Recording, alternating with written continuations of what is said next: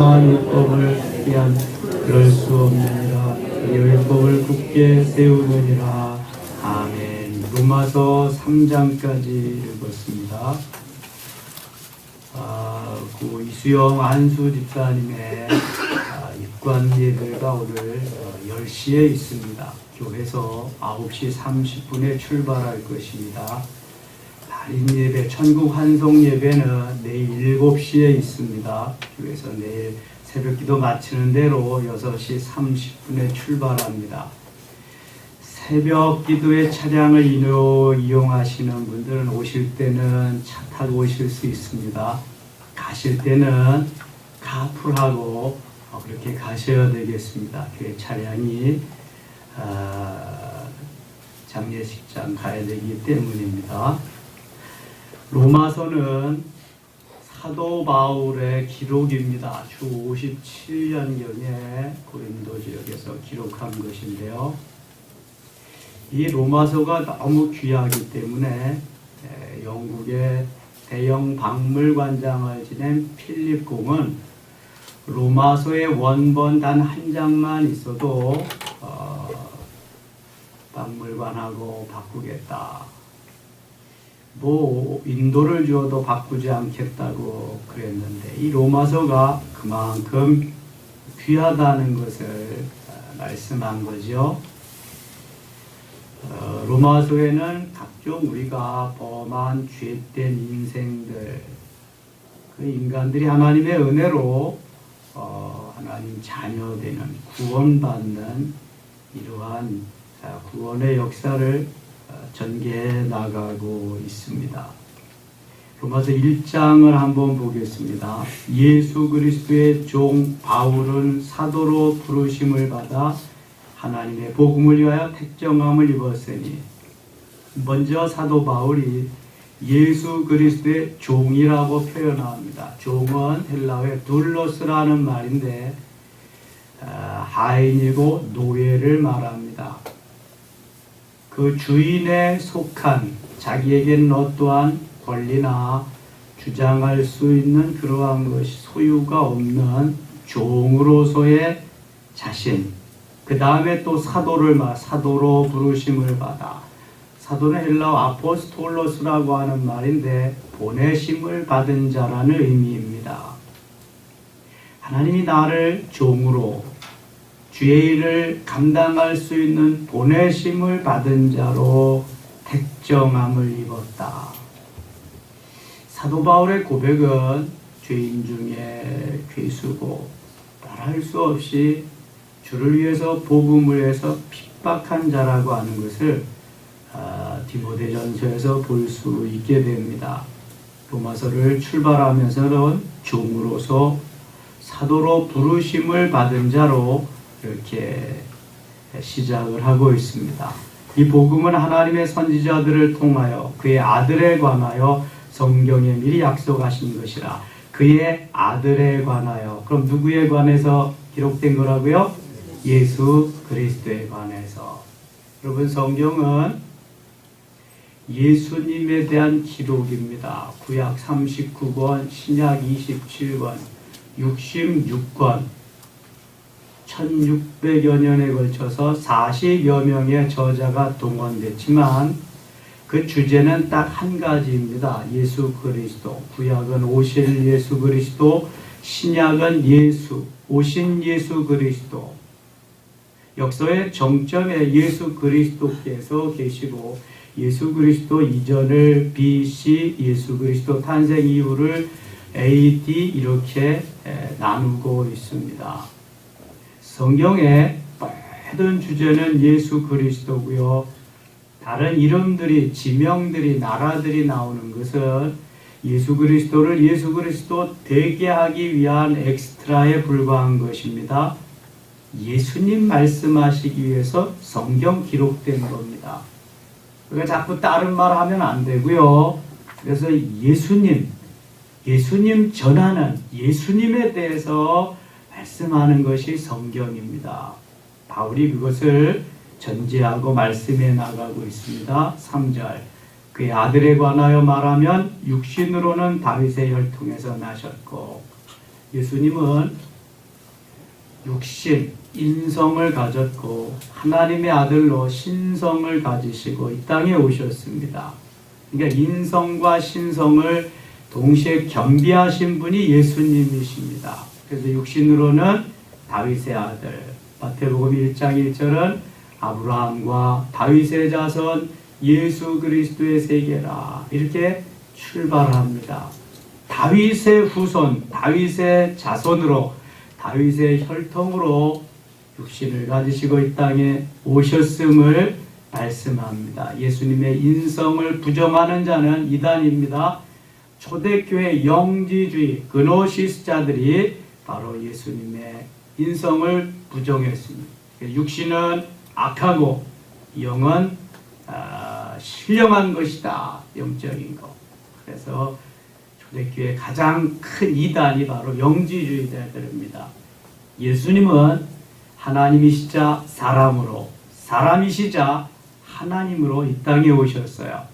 그래서 영으로는 하나님으로서 오셨고 육신으로는 다윗의 후손으로 오셨습니다. 여러분 이것을 잊지 마시기 바랍니다. 이것을 잊으시고 이것을 잘못 알면은 이단에 빠질 확률이 많습니다. 4절 성결의 영으로는 죽은 자들 가운데서 부활하사 능력으로 하나님의 아들로 선포되셨으니 이것 우리 주 예수 그리스도시라. 그리스도는 기름 부음을 받은 자란 뜻입니다. 헬라어의 그리스도, 히브리어의 메시아는 같은 뜻입니다. 기름 부음을 받은 자. 예수는 구원자라는 의미죠. 그로 말미암아 우리가 은혜와 사도의 직분을 받아 그의 이름을 위하여 모든 이방인 중에서 믿어 순종하게 하나니 너희도 그들 중에서 예수 그리스도의 것으로 부르심을 받은 자니라. 쭉 넘어가서 13절 말씀 같이 읽겠습니다.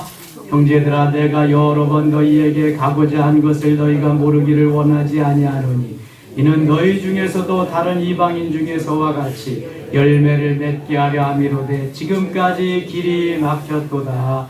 아멘.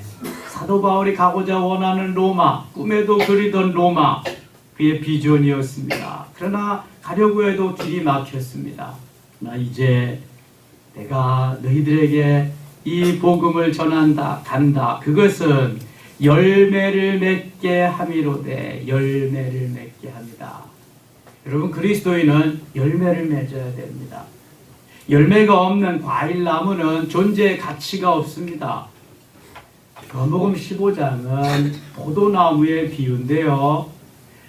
포도나무에 포도 열매가 없는 포도나무는 다 주인이 베어서 불에 던지운다 그랬습니다. 정확히 말해서 포도나무는 나무, 추리가 아니라 덩쿨입니다. 바인. 그러나 거기에서조차 열매가 없으면 다 베어다가 화목으로 불에 던지우리라 말씀합니다. 반드시 과일나무는 열매를 맺어야 됩니다. 무화과나무에 열매가 없자 베어버린다고 했는데 주인이 청지기가 1년만 유예하소서. 금년에도 열매를 맺지 아니하면 다 베어버리려니와 열매를 맺으면 도와주소서. 금년만 참아주시옵소서. 이렇게 간구합니다. 여러분 열매를 맺어야 됩니다. 성령의 열매를 맺어야 되고요. 전도의 열매를 맺어야 됩니다. 이게 우리 그리스도인들이 해야 할 일입니다. 여러분 사람도 태어나서 결혼을 하고 그러면 이상이 없는 한 자녀를 갖게 됩니다. 우리가 성장해서 성숙해서 예수 그리스도께서 원하는 성령의 열매를 맺어야 되고 전도의 열매를 맺어야 되는 것이 이것을 위해서 사도 바울이 로마에 가기를 원했던 겁니다. 계속 복음은 확산되어져야 되고 열매를 맺어야 되고 하나님의 나라는 점점 널리 이 땅 위에 퍼져나가야 된다는 거죠. 헬라인이나 야만인이나 지혜 있는 자나 어리석은 자에게 다 내가 빚진 자다. 그래서 사도 바울은 늘 빚진 자로 빚을 갚기 위해서 일평생 살았습니다. 여러분, 누군가는 나에게 복음을 전해주어서 내가 복음을 들었습니다. 그것이 나의 부모든 나의 이웃이든 어떠한 이든 누구든지 나에게 복음을 전해준 자가 있기 때문에 내가 복음을 듣고 믿고 오늘날 하나님의 자녀가 된 것입니다. 그러면 우리는 복음의 뭐한 자예요? 빚진 자입니다. 빚진 자. 사도 바울은 아그리빠 왕 앞에 그랬잖아요. 로마에 호송되기 전에. 내가 이렇게 결박된 것 외에는 다 너희들도 누구든지 나와 같이 되기를 원한다. 다 복음의 빚진 자인데 복음을 위해서 이렇게 살았으면 좋겠다. 그렇게 말하고 있습니다. 여러분, 복음의 빚진 자입니다. 빚진 자는 빚을 어떻게 해야 돼요? 갚아야 돼요. 빚을 갚지 아니하면 사업을 당하고 그것도 못하면은 감옥에 갑니다. 빚진 자는 반드시 빚을 갚아야 됩니다. 복음의 빚진 자로서 금년 한 해 내가 이 복음의 빚을 어떻게 갚을까? 여러분, 우리가 잘 먹고 잘 사는 거 그렇게 중요한 거 아닙니다. 내가 주 안에서, 예수 그리스도 안에서 오늘도 복음의 빚진 자로 어떻게 살아갈까를 고민하는 자, 이 사람이 행복한 사람이에요. 잘 먹고 잘 살아도 그게 그거고요. 한 푼도 가져가지 못해요. 오늘도 입관 예배 드리러 이제 9시 반에 출발합니다만 한 푼도 못 가져가요, 여러분. 수의 한 벌 입고 가는 것입니다. 전혀 의미 없습니다, 여러분. 이 땅에서 사는 삶이 7, 80년, 90년, 이제 100세까지 산다 그랬는데 그건 육신의 삶이고 영혼은 어때요? 영원합니다. 영원해요. 주님 앞에 가서 영원하는 거예요. 저 지옥에 가서 영원하면 어떻게 살겠어요? 그런데 지옥에 가서 영원히 살 우리를 주님이 부르셔서 천국에 가서 영원히 살도록 하셨는데 이 진 빚을 갚아야 되지 않겠습니까? 얼마나 큰 빚을 졌는데 세상에서는 조금만 빚 져도 큰일 나는 줄 알고 그냥 그거 빚 갚으려고 난리인데 복음에 빚진 것은 전혀 우리가 감각이 없어. 어떻습니까, 여러분? 복음에 빚진 것부터 갚아야 되는데 우리는 육신이 잘 먹고 잘 사는데 혈안이 되어서 그거 하느라고 복음에 빚진 건 전혀 생각도 못하고 있어요. 그러다가 부르시면 가는 거야. 그럼 후회하는 거예요, 여러분. 오늘도 복음의 빚진 자로서의 삶을 살아가시기 바랍니다. 그래야 사명에 충실할 수 있고 사명에 살고 사명에 죽을 수 있습니다. 이거 깨닫지 못하면 예수 믿으면서도 일평생 내 것, 그름의 돈, 물질, 그냥 명예, 권력 그거 추구하다가 끝나고 말아요. 제대로 예수도 못 믿고 불쌍한 것입니다. 세상에 가장 불쌍한 사람이 그런 사람입니다. 18, 15절 그러므로 나는 할 수 있는 대로 로마에 있는 너희에게도 복음 전하기를 원하노라. 그렇기 때문에 난 복음의 빚진 자로서 로마에 있는 너희에게도 세계 최대의 나라 모든 길은 로마로 통한다 그랬는데 그래도 나는 너희에게 가서 이것 때문에 복음 전하기를 원한다. 내가 그래서 일평생 꿈꿔온 것이 이것이다. 16절 17절 같이 읽겠습니다. 내가 복음을 부끄러워하지 아니하노니 이 복음은 모든 믿는 자에게 구원을 주시는 하나님의 능력이 됨이라. 먼저는 유대인에게요 그리고 헬라인에게로다.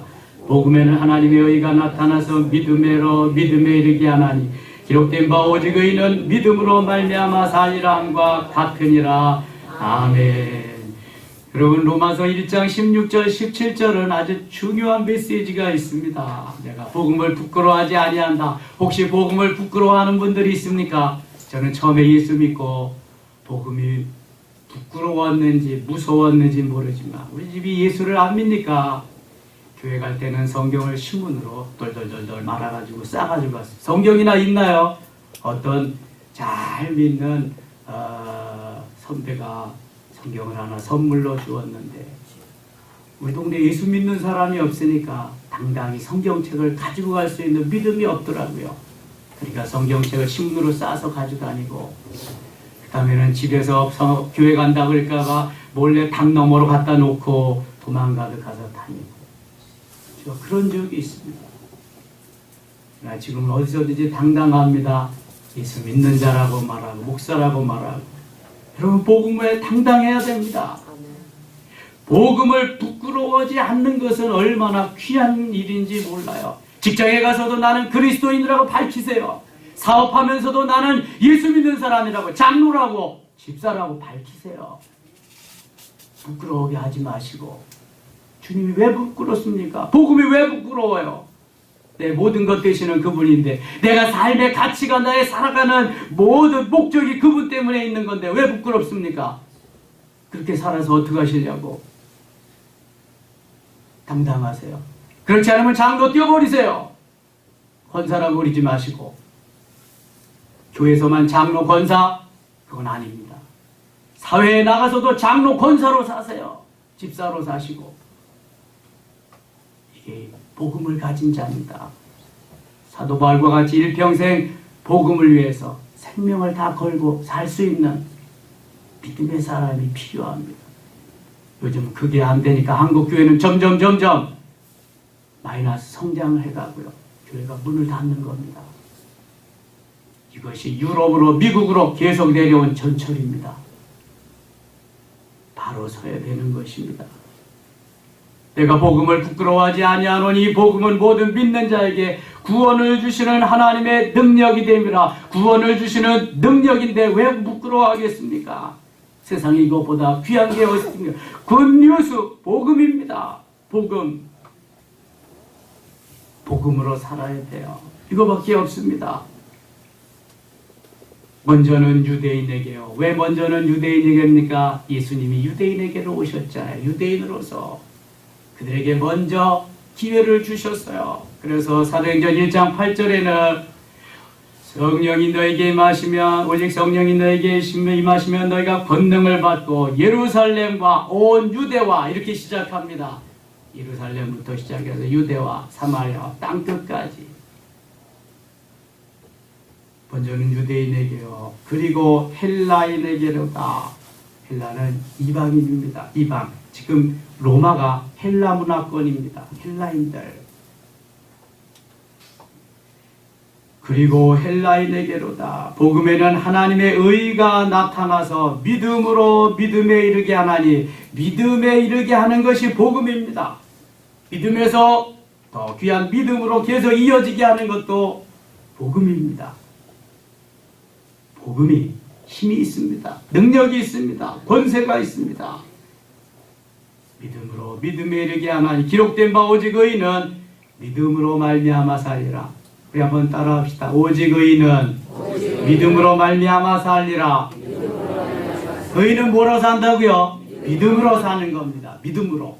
하박국 2장 4절에 하박국 선지자가 오직 의인은 믿음으로 말미암아 살리라 말씀하셨는데, 사도 바울이 그것을 인용해서 로마서 1장 17절에 말씀합니다. 오직 의인은 믿음으로 말미암아 살리라. 마틴 루터가 1517년에 종교개혁을 단행합니다. 1517년 10월 30일에 내후년이면 종교개혁 500주년이 됩니다. 그때에 마틴 루터가 사용한 성경 구절이 로마서 1장 17절입니다. 오직 의인은 믿음으로 말미암아 살리라. 믿음으로. 솔라 피데라고 하는 오직 믿음. 두 번째, 오직 성경. 솔라 스크립처. 오직 성경. 세 번째, 오직 은혜. 솔라 그라티아. 바로 이 오직 믿음이라고 하는 캐치프레이즈를 걸고 마틴 루터는 로마 교황청에 맞서서 싸우게 됩니다. 95개 조항을 걸고 계란으로 바위치기죠. 이길 수 있겠습니까? 그러나 하나님은 잘못 가고 있는 복음의 길을 바른 길로 가게 하십니다. 잘못된 건 고쳐야 됩니다. 교황이, 신부가 죄를 용서할 수 없고 면죄부가 죄를 용서해 줄 수 있는 것이 아닙니다. 여러분 베드로 성당 혹시 가보셨나요? 엄청나게 지었습니다. 그 그 오랜 세월 짓고 그렇게 오래됐는데도 엄청납니다. 그거 짓기 위해서 면제부 팔아가지고 다 하고, 잘못된 복음은 복음이 아닙니다. 그래서 제대로 된 복음으로의 길을 가기 위해서 마틴 루터가 총대를 메고 오늘날 프로테스탄트, 개신교를 프로테스탄트라고, 저항이라는 의미가 있습니다. 프로테스탄트가 생긴 겁니다. 캐톨릭, 천주교, 거기 가시면 안 됩니다. 그게 잘못됐기 때문에 리폼, 다시 한번 개혁해가지고 프로테스탄트 개신교가 생긴 겁니다. 개신교, 장로교, 감리교, 성결교, 뭐 여러 가지 교단이 있지만 개신교, 개혁교회는 거의 다 같습니다. 오직 의인은 믿음으로 말미암아 산다고 주장하고 있습니다. 믿음으로 살아야 되는데요. 16절 이하에 보면은 경건하지 아니한 것들이 우리 속에 파고들어서 믿음을 방해합니다. 믿음의 생활을 제대로 하지 못하게 해주고 있습니다. 20절 보세요. 창세로부터 그의 보이지 아니하는 것들 곧 그의 영원하신 능력과 신성이 그의 만드신 만물에 분명히 보여 알려졌나니 그러므로 그들이 핑계하지 못할지니라. 하나님을 알되 하나님을 영화롭게도 아니하며 감사하지도 아니하고 오히려 그 생각이 허망하여지며 미련한 마음이 어두워졌나니 스스로 지혜 있다나 어리석게 되어 썩어지지 아니하는 하나님의 영광을 썩어질 사람과 새와 짐승과 기어다니는 동물 모양으로 우상으로 바꾸었느니라. 하나님이 만들어 놓은 게 잘못 살아가고 잘못 쓰고 있다는 거예요. 그러므로 하나님께서 그들을 마음의 정욕대로 더러움에 내버려 두사 그들의 몸을 서로 욕되게 하게 하셨으니 이는 그들이 하나님의 진리를 거짓 것으로 바꾸어 피조물을 조물주보다 더 경배하고 섬김이라. 주는 거 영원히 찬송하시다. 아멘. 피조물, 우상을 섬긴다는 말이죠. 그러면서 또 부끄러운 일을 합니다. 이 때문에 하나님께서 저들을 부끄러운 욕심에 내버려 두셨으니 곧 그들의 여자들도 순리대로 쓸 것을 바꾸어 영리로 쓰며, 하나님이 만들어준 그러한 진리의 길을 순리대로 가지 않는다는 거예요. 27절 그와 같이 남자들도 순리대로 여자 쓰기를 버리고 서로 행하여 음욕이 불릴 듯하며 남자가 남자와 더불어 부끄러운 일을 행하여 그들의 그릇 때문에 상당한 보응을 그들 자신이 받았느니라. 서울시장이 추구하려고 하는 차별금지법 중에서 뭐예요? 이거는 동성연애. 이게 이미 초대교회부터 생겨난 겁니다. 그러니까 소돔과 고모라에서 롯의 정혼한 두 딸, 거기에도 그런 역사가 막 일어났잖아요. 자기들끼리 동성연애를 하는 그러한 모습으로 우리가 상관하리라 하면서, 여러분 이것은 하나님의 뜻에 반하는, 하나님의 영광을 가리우는 해선 아니 될 이러한 이 사단의 역사가 초대교회부터 지금까지 계속 물밀듯 오는 것입니다. 쭉 좀 더 읽어보시고요. 2장 28절 가겠습니다. 2장 28절 무릇 표면적 유대인이 아니요 표면적 육신의 할례가 아니니라. 겉으로 표면적으로 나는 아브라함의 자손인데 나는 몇 대로 예수를 믿네, 이거 중요하지 않다는 겁니다. 오직 이면적 유대인이며 할례는 마음에 할지니 영에 있고 율법 조문에 있지 아니한 것이라. 그 칭찬이 사람에게서가 아니요 다만 하나님에게서이니라. 중요한 것은 내가 야다의 하나님을 만나는 것입니다. 몇 대부터 예수 믿는 것도 중요해요. 뿌리가 중요합니다. 정말 중요한 것은 내가 그 주님 만나야 됩니다. 내가 만나지 않으면 아무런 소용없습니다. 3장에 가겠습니다. 3장 10절 기록된 바 의인은 없나니 하나도 없으며 깨닫는 자도 없고 하나님을 찾는 자도 없고. 의인은 없나니 하나도 없습니다. 한 명도 없습니다. 그래서 예수님, 하나님이 사람이 되셔서 이 땅에 오셔서 우리 죄를 대신해서 죽어주신 겁니다. 23절 같이 읽겠습니다. 모든 사람이 죄를 범하였음에 하나님의 영광에 이르지 못하더니. 이것은 모든 사람이 다 죄인이기 때문에 죄를 가지고는 하나님의 영광에 이를 수 없다.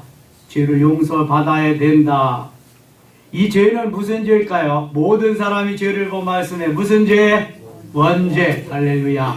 루트 신이라고 하는 죄의 뿌리가 되는 죄가 원죄입니다. 아담과 하와가 지은 죄, 그것이 누구에게까지 지금 이어져 내려오고 있어요? 우리에게까지. 원죄를 용서할 수 있어. 원죄를 용서받을 수 있는 길은